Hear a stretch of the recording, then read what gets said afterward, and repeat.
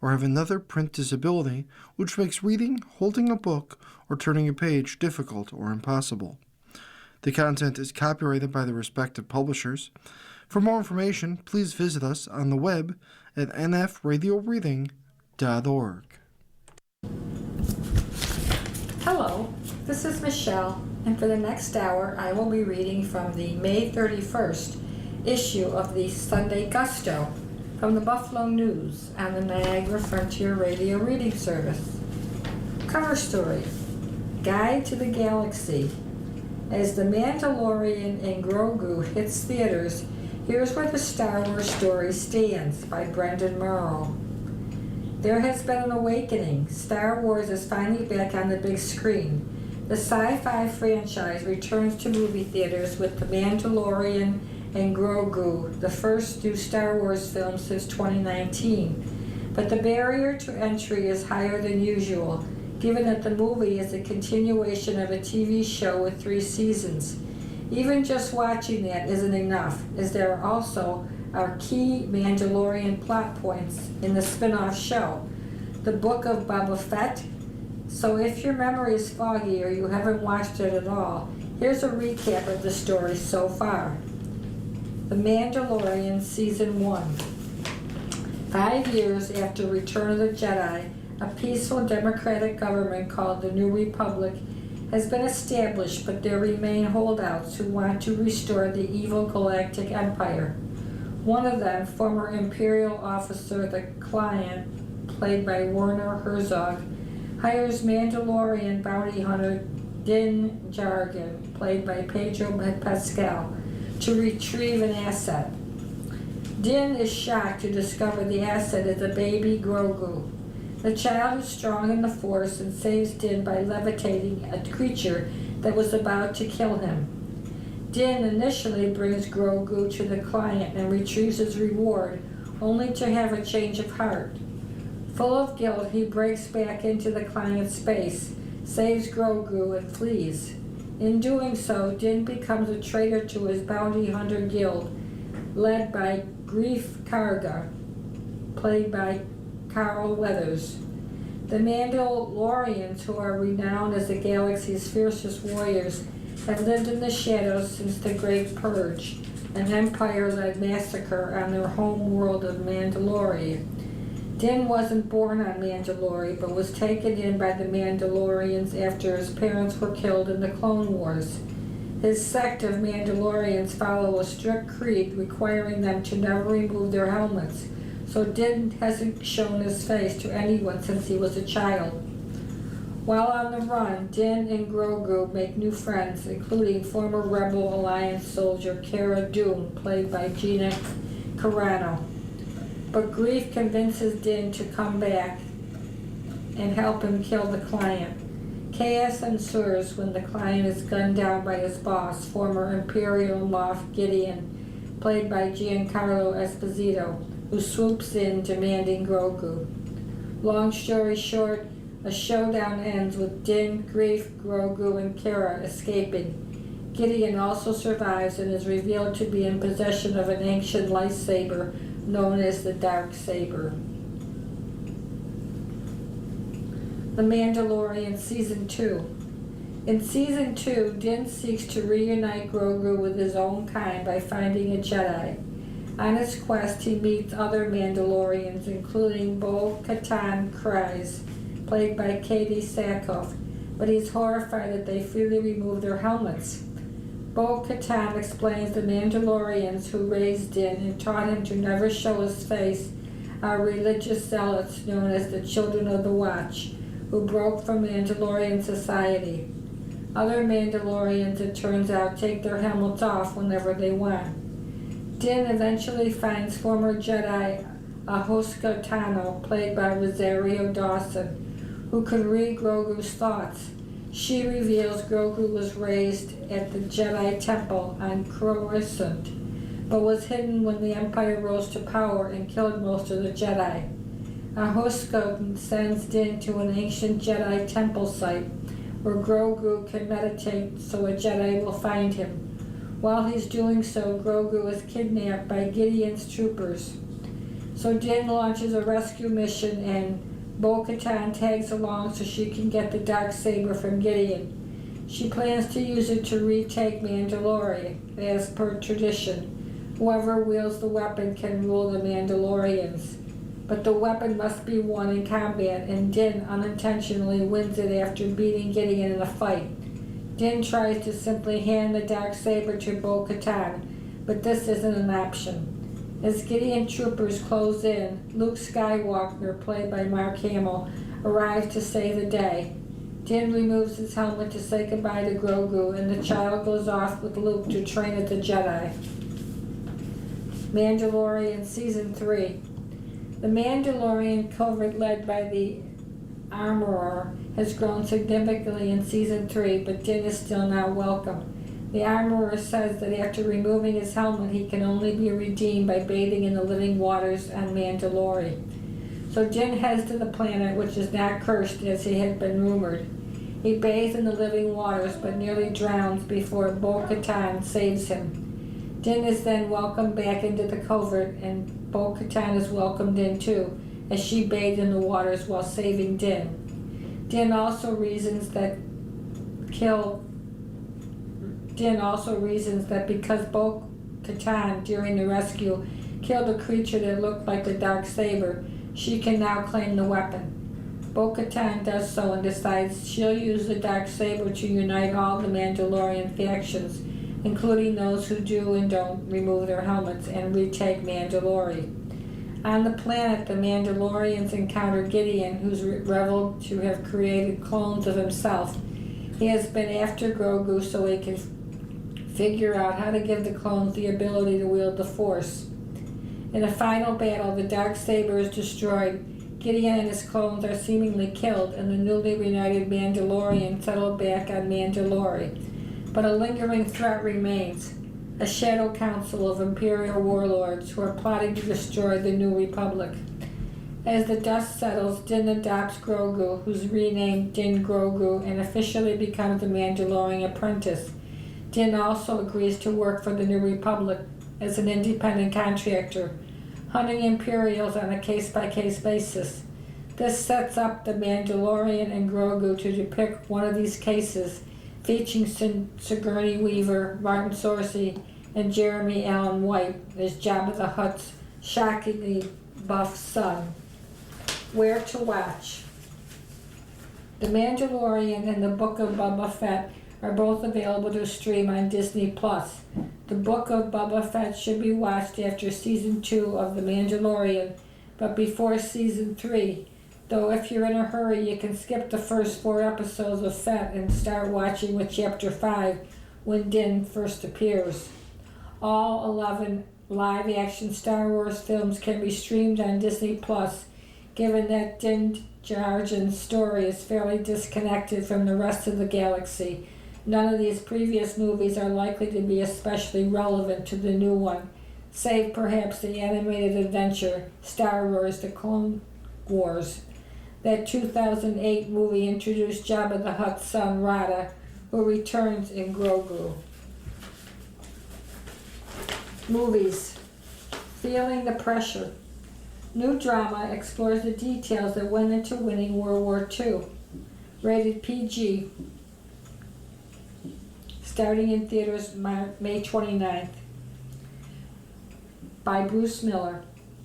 Projecting the weather might not seem like a life-altering endeavor, but pressure makes a case for its importance. It's the World War II drama. General Dwight Eisenhower is eager to choose a day to invade Normandy, but he's concerned what a storm might do to his mobilization. He calls in a Scottish meteorologist, James Stagg, played by Andrew Scott, and tasks him with determining the best course of action. Naturally, an American, Irving Crick, played by Chris Messina, is bent out of shape. He thinks he's Eisenhower's expert, but doesn't get the nod. The two have totally different ideas. Crick thinks the weather will be fine on June 5th. Stagg says a storm is brewing. To make the drama resonate, director Anthony Morris does a little scene setting. Crick relies on past calls. Stagg is more scientific. In play, the two are particularly good. Scott is staid and unyielding. Messina is loose and arrogant. Only Brendan Fraser, as Eisenhower, is questionable. He's not the force we remember from history books. He's a man trying to determine who's best. If he makes the wrong call, the war could be lost, thousands could die. Amplifying this seemingly minor angle is what makes Pressure worth watching. Decisions made at all levels affected world affairs. Coming together to work as one is what gave the Allied forces the edge. Based on a 2014 play, the film's struggles to open up the battle scenes are brief. Arguments are not. But it has enough tension to make something historic seem fresh and interesting. When Allied leaders meet around a table, it's interesting to see the dynamics that come into play. Here, Fraser's Eisenhower exerts power and becomes the man we remember. Pressure is best in a chapel when the heft of the decision becomes evident. Scott owns the film and deserves to get more forceful roles.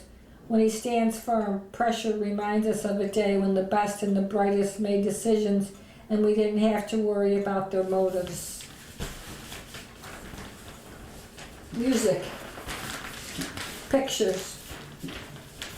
Aaron Hoyle and Steve Padden take the stage at the Kaz Supper Club. A night at the Kaz with Aaron Hoyle and Steve Padden. Aaron Hoyle and Steve Padden performed classic songs and familiar favorites at the Kaz Supper Club on May 17th. They also played songs with Hoyle's upcoming EP release, which was produced by Padden. Holiday Valley Mudslide Trail Run, June 20th, 2026. Come experience the thrill of the annual Mudslide Trail Run, a no-pressure, all-fun obstacle trail run that's a perfect excuse to let loose and get muddy with family and friends. This slip-sliding, mud-filled adventure offers a 4.2-mile, mostly downhill short course or a 6-mile long course with added challenging climbs, with approximately 15 obstacles along the way. Participants can expect plenty of messy, laughter-filled moments and a day built by making lifelong memories. Tentative schedule. 8:30 a.m. registration opens. 8:30 to 9:30 long course packet pickup. 9:15 to 10:15 long course start. 9:30 to 10:30 short course packet pickup. 10 to 3 food service open on the upper deck. 11 to 2 beer tasting on the sun deck. 10:30 to 11:30 short course start. 12 to 1:15 kids race check-in. 1 p.m. awards. 1:15 kids races begin. You are listening to a reading of articles and features from the May 31st issue of the Sunday Gusto from the Buffalo News on the Niagara Frontier Radio Reading Service. Things to do. Outdoor events at Larkinville, Thursday in Maine, AKG, by Tony Roberto. The first week of June brings the start of 3 popular weekly outdoor events and one of the biggest outdoor concerts of the summer. Let's start at Larkin Square with the opening of Food Truck Tuesdays and Live at Larkin. Both events are from 5 to 8 p.m. Food Truck Tuesdays, running Tuesdays from June 2nd through August 25th, is one of the best places to try new food and satisfy a craving. Each week features 20 different food trucks chosen from a rotating selection of Western New York food trucks. Each truck will again have a healthy option selection certified by the Independent Health Foundation. Live music for opening week features the Latin sounds of La Crema. Live at Larkin, held Wednesdays from June 3rd to August 26th, except July 29th, focuses on the music of a diverse selection of local musicians and bands, but still has plenty of great food trucks and drink options. The series opens on June 3rd with the country music of Twang Gang, featuring Dee Adams, Sue Kincaid, and Elton Lammy. The June schedule also features Dre Deneur on June 10th, Panorama with Buffalo Bully Brass presented by Big Easy in Buffalo on June 17th. Songbirds, a tribute to Fleetwood Mac on June 24th. Look for an announcement on the return of the Rooftop Beatles night concert. At each series there are tables and chairs set up on the grounds, 745 Seneca Street, but you can bring a blanket or a folding chair. No pets, coolers, or outside food and beverages are allowed. Free parking is on Exchange Street. In addition to the food trucks, Bratz Hill Jerk Hut from Chef Darian Bryan, with the recent winner of Next Level Chef, will be open in Larkin Square. For weekly food truck and entertainment lineups, visit larkinsquare.com.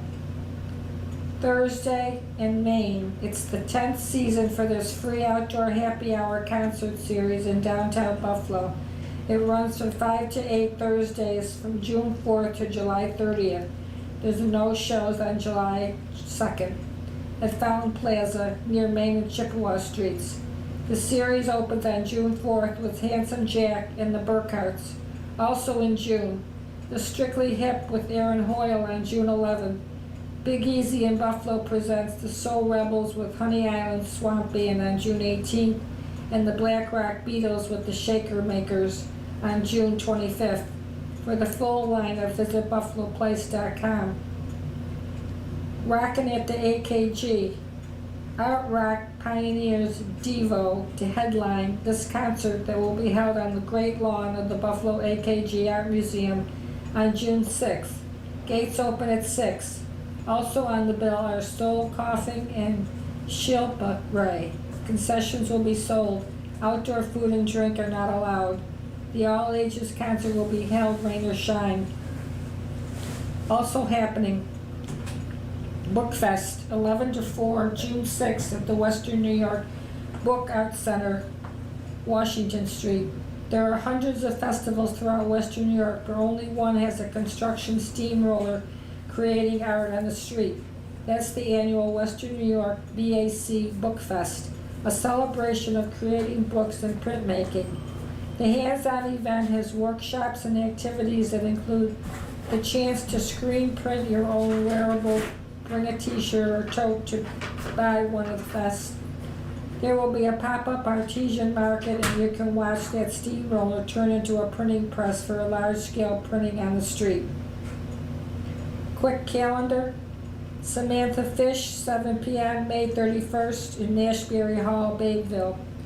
Nick Cutter, noon to 1, June 3rd, The Book Corner, Main Street, Niagara Falls. Best-selling horror author will talk and sign books. Triumph, 8 p.m., June 3rd at Darien Lake Performing Arts Center, Darien Center. Ashanti and Trey Songs, 9 p.m., June 4th at Terminal B at the Outer Harbor.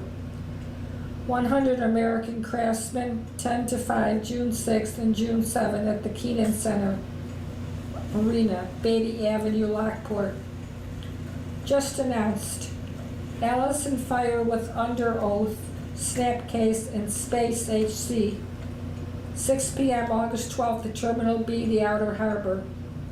Analog Rewind with Ansley Court, Girl Pope, Marvelous Sauce, the Ramrods, and the Tales. 5 p.m. August 2nd at the Art Park Main Stage Theater, Lewiston. Fundraiser for the Art Park Memorial Cafe. boxoffice.artpark.net. Gogol Bordello, 7 p.m. September 29th at the Town Ballroom, Main Street.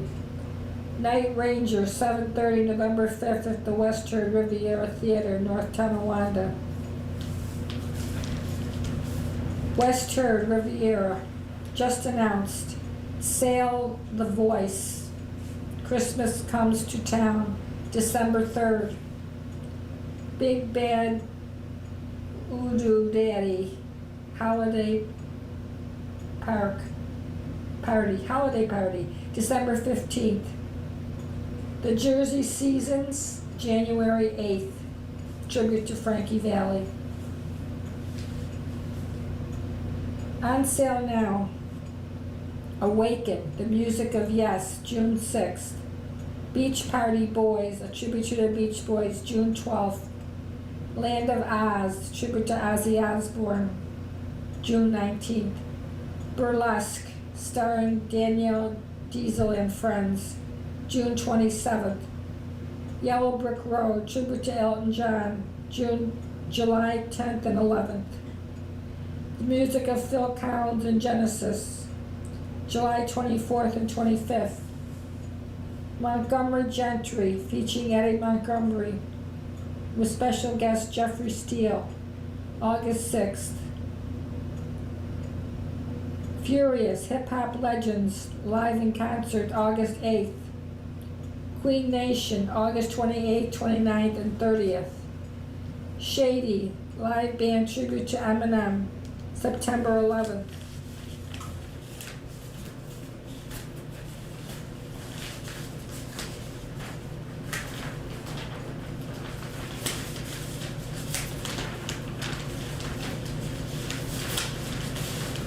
Television. Deliciously chaotic. Maximum pleasure guaranteed is twisty, messy, and fun. By Bill Goodikuntz. There's something to be said for messy. Consider the Sloppy Joe, for instance.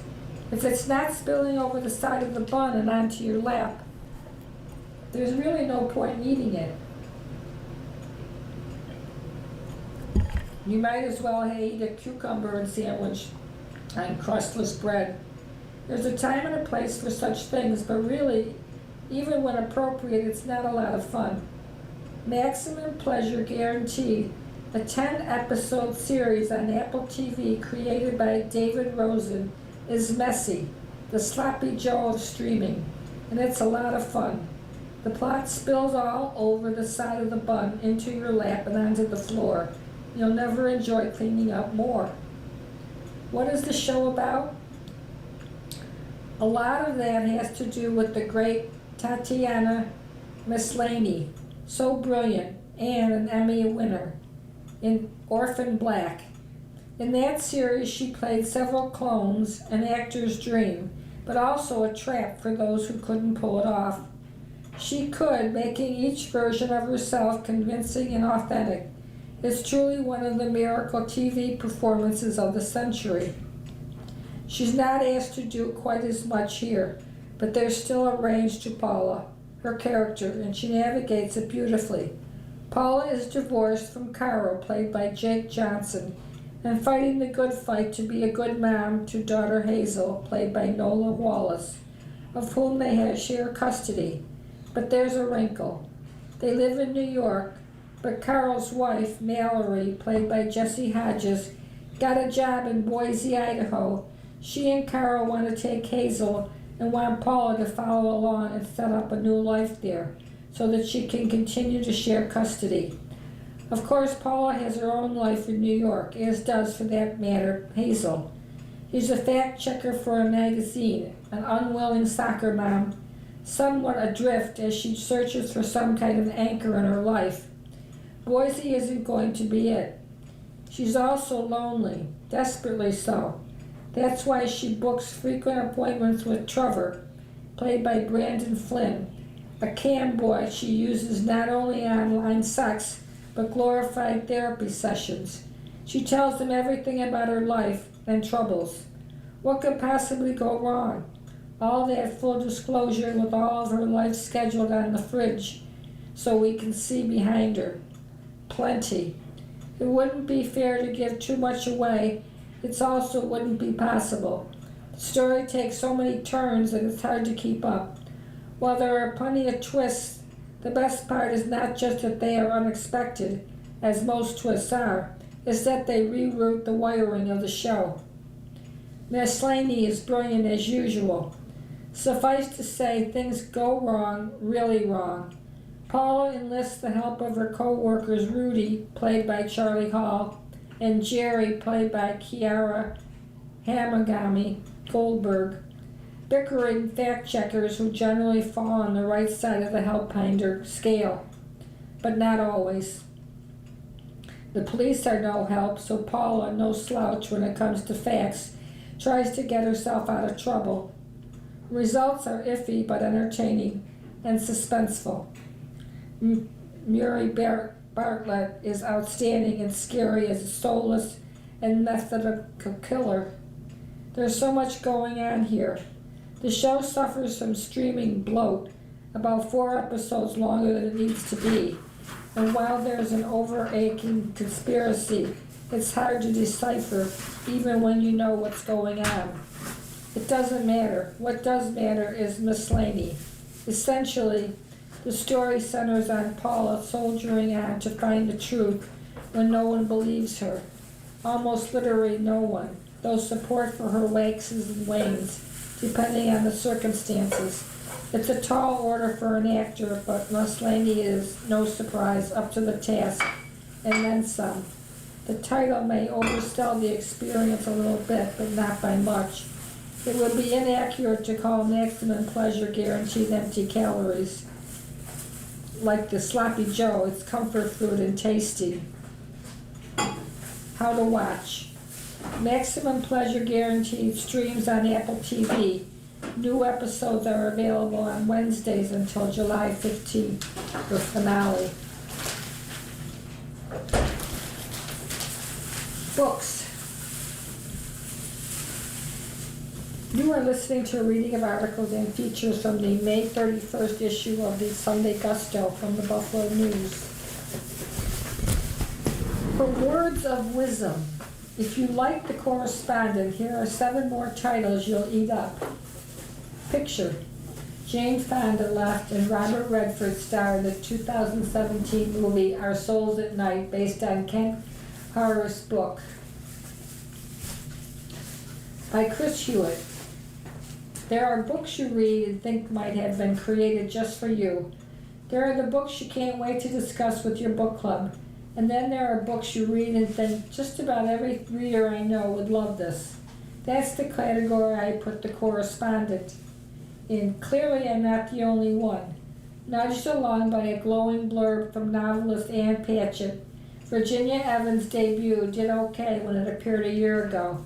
But when librarians and booksellers started falling in love with it and recommending it, it grew into a #1 bestseller that's soon to be adapted into a movie starring Jane Fonda as the title character, an opinionated retiree, a slightly sweeter take on Elizabeth Stout's Olive Kitteridge, who writes letters to neighbors, businesses, and her accommoding at a nearby college.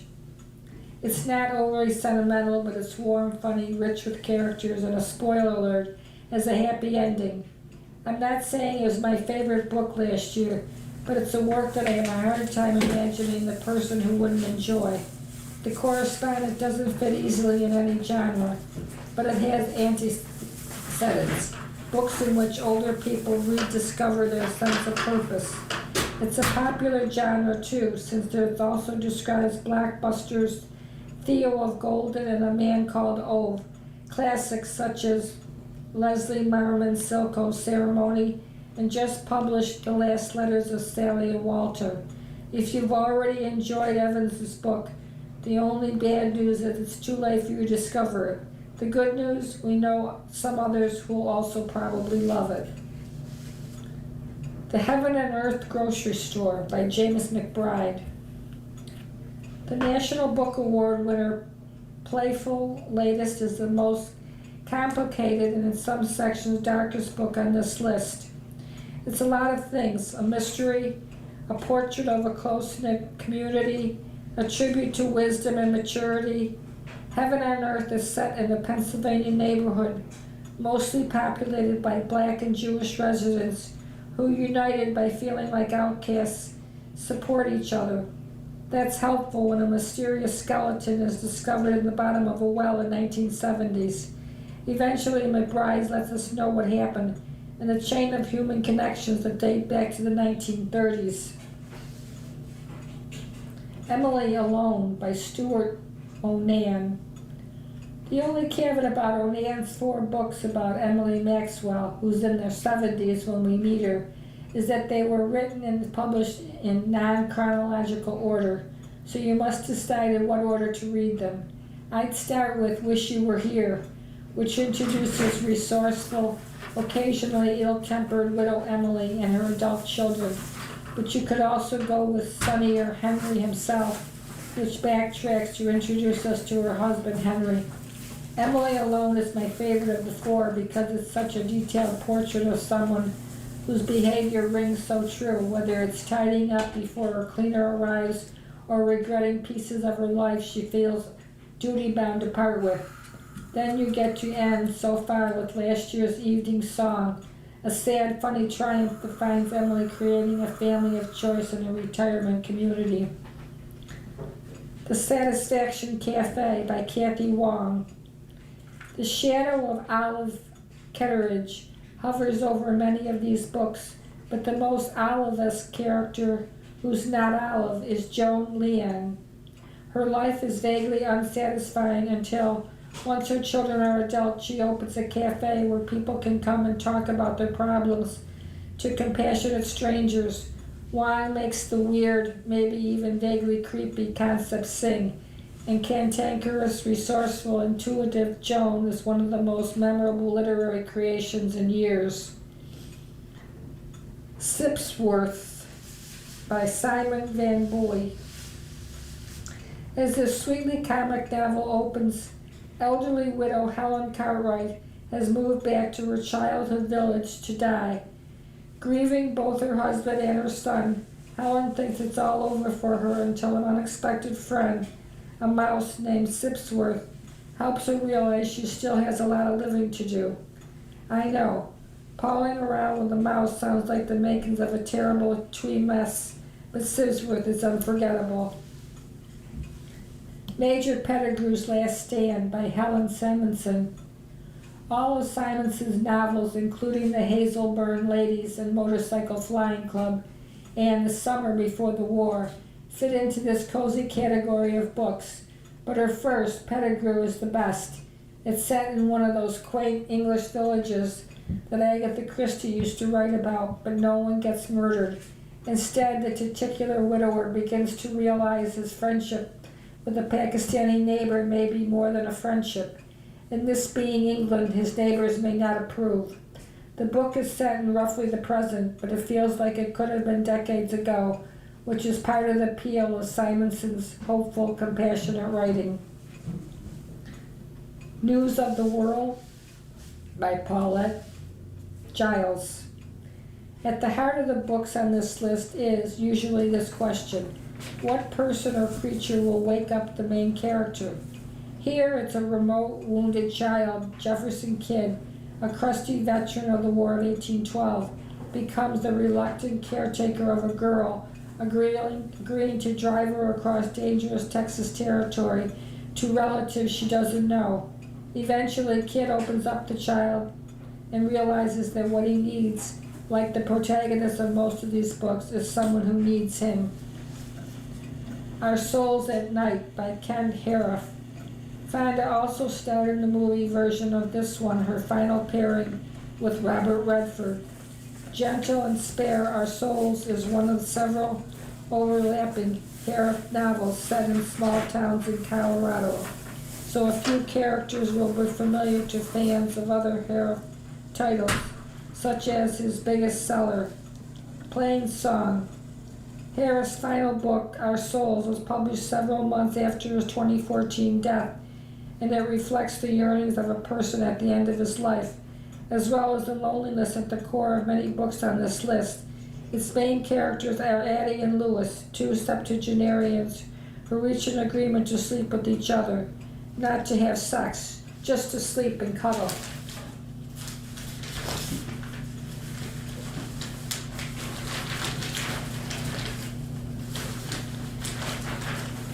Taste.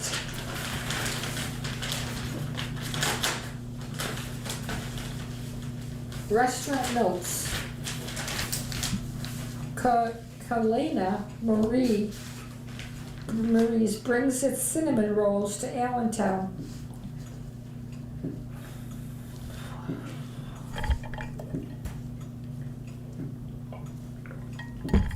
For 13 years, the mansion at 884 Main Street lacked a purpose. It was built 143 years ago as a businessman's home.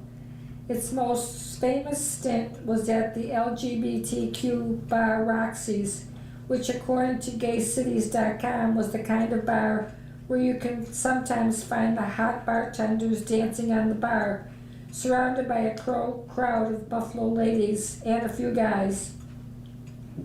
Roxy's closed in 2013. Apartments and restaurants were promised for years. Then Mike Lignos renovated the building and fulfilled those promises. The sunny first floor restaurant opened last week.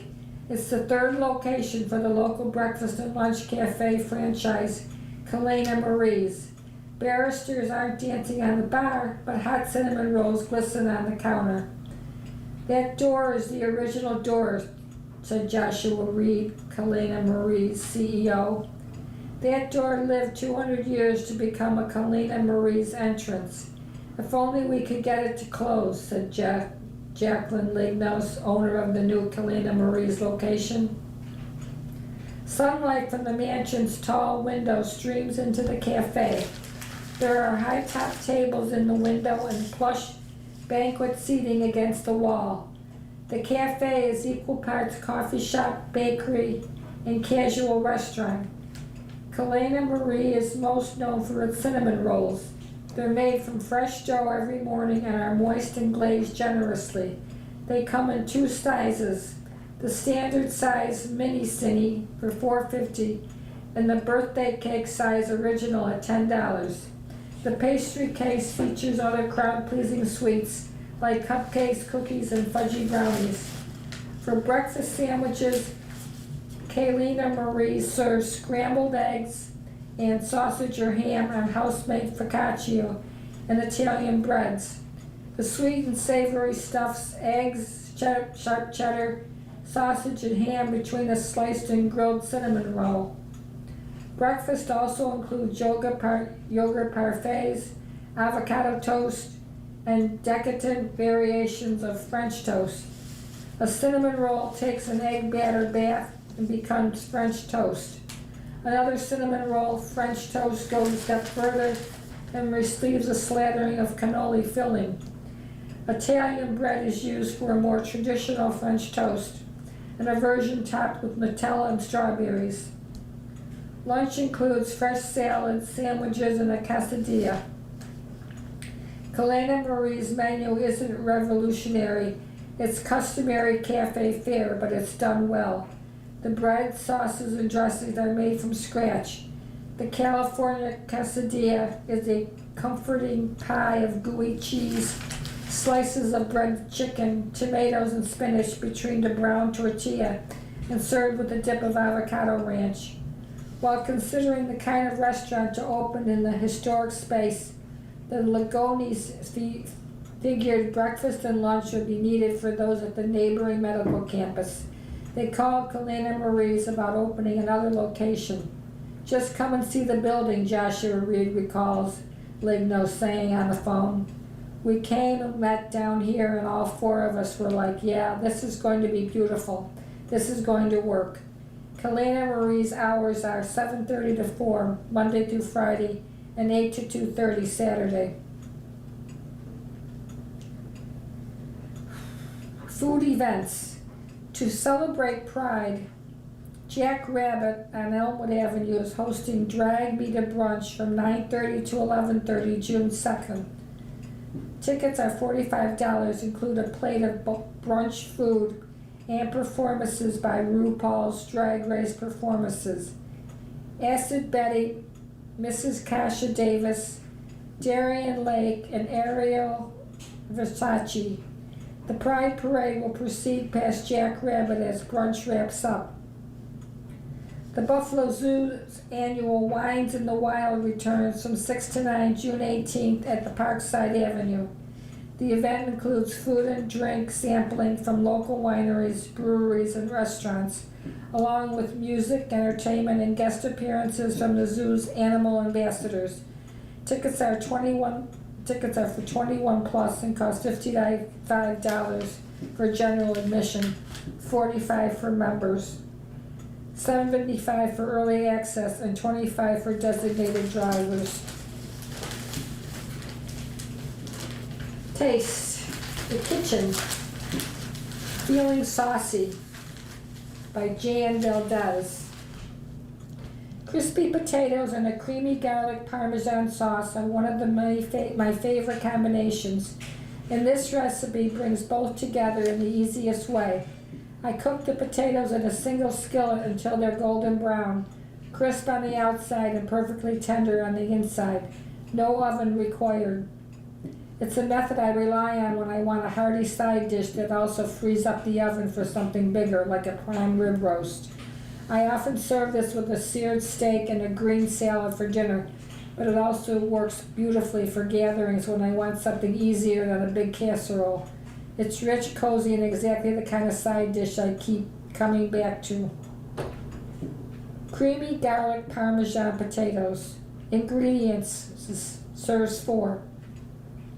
2 tablespoons of olive oil, 1.5 pounds of baby potatoes, 1 to 1.5 inches wide, halved, 1/3 cup of water, 3/4 teaspoon of kosher salt, plus more is needed, 1.5 cups of heavy cream, 3 ounces of Parmesan cheese, freshly grated, about 3/4 of a cup, 4 cloves of garlic, minced, 1/4 teaspoon of freshly ground black pepper, coarsely chopped fresh parsley leaves for garnish, optional. Directions: place olive oil in a 12-inch non-stick skillet and tilt the pan as needed to coat the bottom with oil.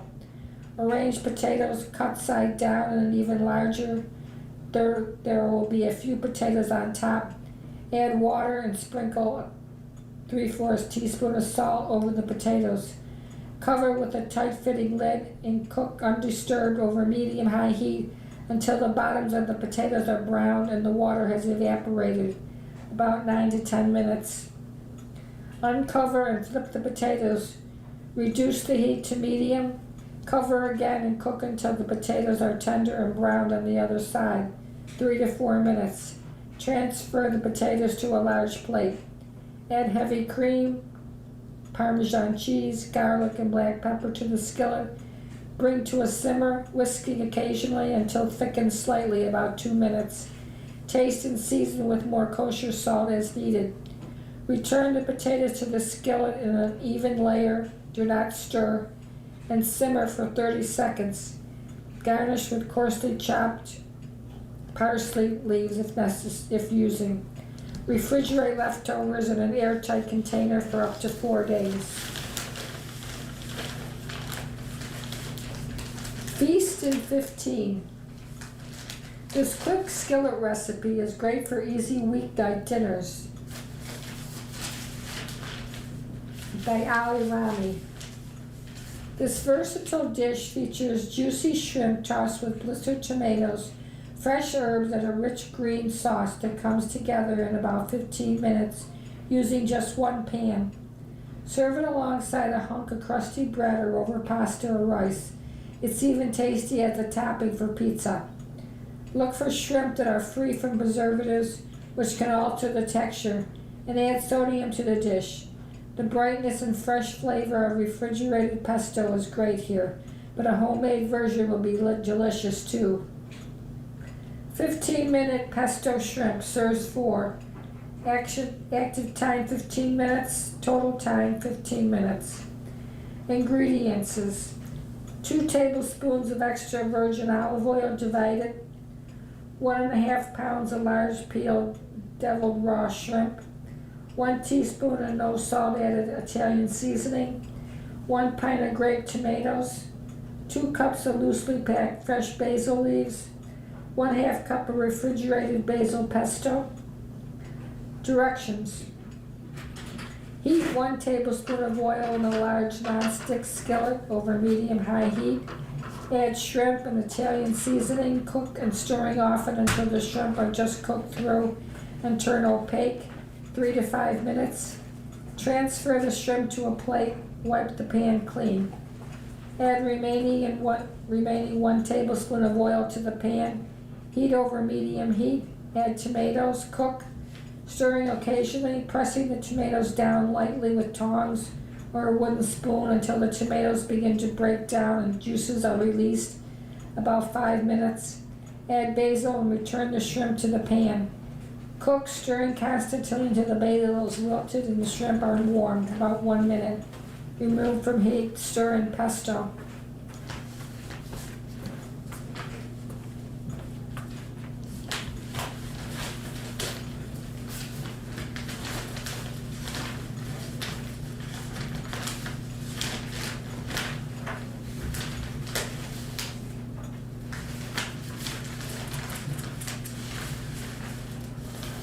Make some magic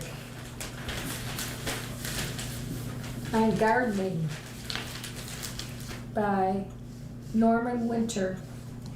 There's a new flower showing up at garden centers that is pure magic. In fact, it's official. Its official name is Super Bell's Magic Double Grapefruit. If you aren't familiar with the name, it's a Calibrachoa, a petunia relative. Double gives reference to flowers that in this case look like miniature roses. Magic is your key descriptor telling you the flower changes colors.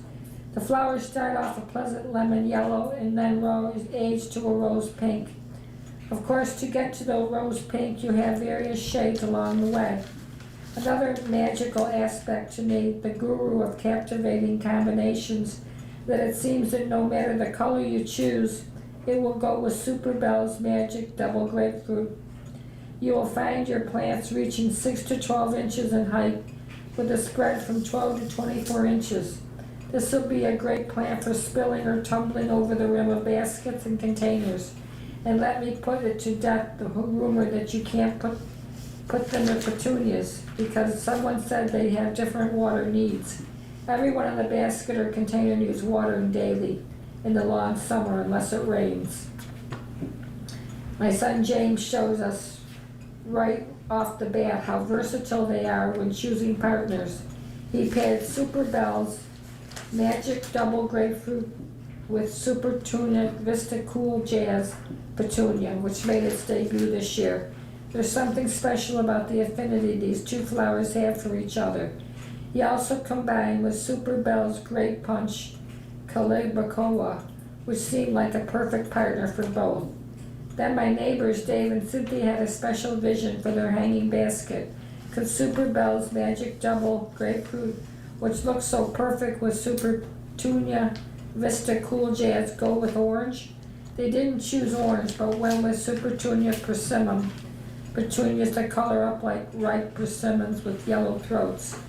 Who says persimmons and grapefruits can't go together? Can the grapefruits go with plums? The garden guy planted one of his containers with Super Bell's Magic Double Grapefruit, Calibrachoa, and Super Tunia Mini Vista Plum Vein Petunia. As you might guess, it's purely magical. As I was researching Heart to Heart Chinook Caladium for a previous column, I stumbled across a photo that is epic. The container, a formal urn from Heart to Heart Chinook Caladiums. The caladium of the year was paired with Surefire Cascade Red Begonia and Super Bell Magic Double Grapefruit Calibrachoas. Oh, be still my heart. These award-winning Super Bells needs good sunlight. I like them in boxes and baskets, so use a good lightweight potting mix. I feed it about every 3 weeks with water-soluble fertilizer mix. Then one other technique is critical, cutting back. I usually let the plant tell me when and where to cut. I always remove any dry, shriveled, or dead stems, with the goal to generate new growth. I'm totally hooked and you will be too. You have been listening to a reading of articles and features from the May 31st issue of the Sunday Gusto from the Buffalo News. Your reader has been Michelle. Thank you for listening. Coming up next in the Niagara Frontier Radio Reading Service, we have the front section of the Sunday Times. At 2 o'clock, we have the New York Times Opinion section. And at 3 o'clock, we have the New York Times Arts and Leisure section. Stay with us for these readings and more throughout the day. If you're listening to this publication online, you're probably using our website, a podcast player like Spotify or iTunes, a streaming service like Siro, or a smart speaker.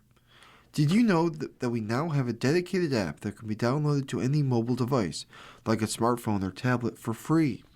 App users can conveniently access our live stream and any episode of our podcast easier than ever. To download the app, just type NFRRS in the search window in the Apple App Store or in the Google Play Store.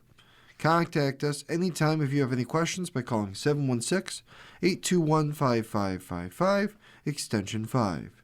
Thank you. You're listening to the Niagara Frontier Radio Reading Service. As of this year, our agency has broadcast more than 300,000 hours of radio readings. Volunteer radio readers read newspapers, magazines, and books to area people who are blind or have a print disability, who are provided reading radios. Radio Reading's broadcast signal is provided at no charge by WNED. Radio Reading broadcasts from studios at 1199 Harlem Road in suburban Buffalo. Please let others know about Radio Reading. It's your service. For more information on the Niagara Frontier Radio Reading Service, call 716-821-5555.